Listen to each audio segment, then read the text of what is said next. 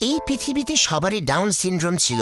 মানুষ নিজের জুতোর ফিতা পর্যন্ত বাঁধতে পারত না, কিন্তু এক ছেলে ছিল একেবারে আলাদা। সে জন্মানোর আগেই ডাক্তাররা তার মায়ের রিপোর্টে অদ্ভুত কিছু দেখেছিলেন। ছোটবেলা থেকেই লোকজন জানালা দিয়ে উকি মেরে তাকে দেখতে চাইতো। যত সে বড় হতে লাগলো, দেখার ভিড়ও তত বাড়তে লাগলো। প্রথমবার যখন সে কিন্ডারগার্টেনে গেল, দেখলো সব বাচ্চার জুতোর ফিতা জট পাকানো, এমনকি শিক্ষকও ফিতে বাঁধতে পারছিলেন না। কিন্তু সে সহজেই সবার ফিতা খুলে দিত। তার পঞ্চম জন্মদিনে তাকে নতুন চামড়ার জুতো দেওয়া হলো। সবাই অবাক হলো যখন সে চোখ বেঁধে নিজের জুতোর ফিতা বেঁধে ফেললো। এরপর থেকে প্রতিদিন বাচ্চারা লাইন ধরে দাঁড়াতো তার কাছে ফিতা বাঁধাতে। একদিন তার বাবা মা তাকে বক্সিং ম্যাচ দেখাতে নিয়ে গেলেন। সে বুঝতেই পারলো না খেলোয়াড়রা মারামারি না করে একে অপরকে জড়িয়ে ধরছে কেন। তারপর এলো তার পালা। সামনের ছেলে ছিল বড় আর শক্তিশালী, কিন্তু ঘন্টা বাজার সাথে সাথেই সে এক ঘুষিতে প্রতিপক্ষকে ফেলে দিল। পুরো স্টেডিয়াম নিস্তব্ধ হয়ে গেল। ডাক্তাররা নার্স দৌড়ে এলেন, কিন্তু আহত ছেলেটির বদলে এই ছেলেকেই তুলে নিলেন। পরীক্ষায় জানা গেল তার শরীরে একটি ক্রোমোজোম কম আছে। মানুষ তার পকেটে, ঘরে, সবখানে সেই হারানো ক্রোমোজোম খুঁজলো, কিন্তু কোথাও পেল না।